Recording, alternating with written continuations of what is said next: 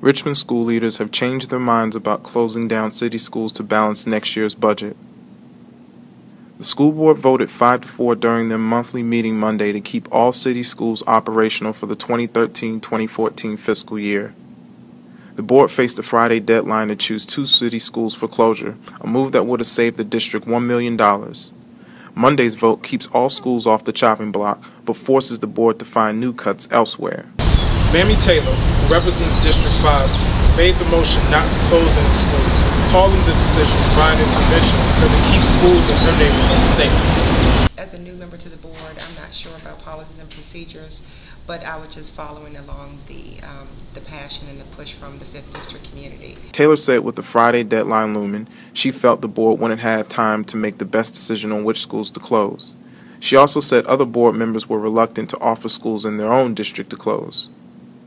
I felt compelled to push for a decision to be made one way up or the other, because the only schools that were on the table for being cut were 5th District schools, specifically Clark Springs. And so I'm very passionate about a school that's such a high-performing school.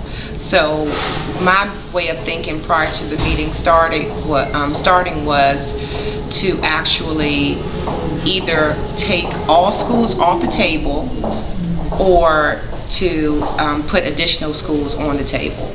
Mark Saunders was one of several speakers on hand Monday, urging board members to reconsider closing Clark Springs Elementary as well as any other school in the city. Saunders, who's been at Clark Springs Elementaries for 5 years as an instructional assistant, said he was worried this board was moving too fast with their decision, fearing the closings were being used to score political points. But we all know that you are all elected officials, and that you will face re-election and the scrutiny of the judgment of the decisions that you make here on this elected board. Along with Taylor, board members Donald Coleman, T.G. Pickney Epps, Kristen Larson, and Shonda Harris Muhammad also voted to keep all schools open next year.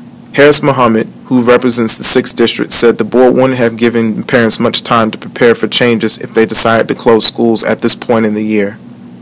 I stand firm on that report, but it's April, and we're doing an injustice to turn around and say, let's go ahead and close these schools and get everybody where they need to be and in a sufficient time, and then expect for instruction, good instruction, to take place. Other board members cited the school district's cash-strapped predicament as reason to proceed with closing area schools. Delaying it for another school year would be a consideration, but without knowing that we have money to replace it, I don't think it would be responsible for me to backtrack on the budget we voted on. The board meets April 29th to discuss which new cuts they'll implement. For VCU, I'm Jeffrey Cooper.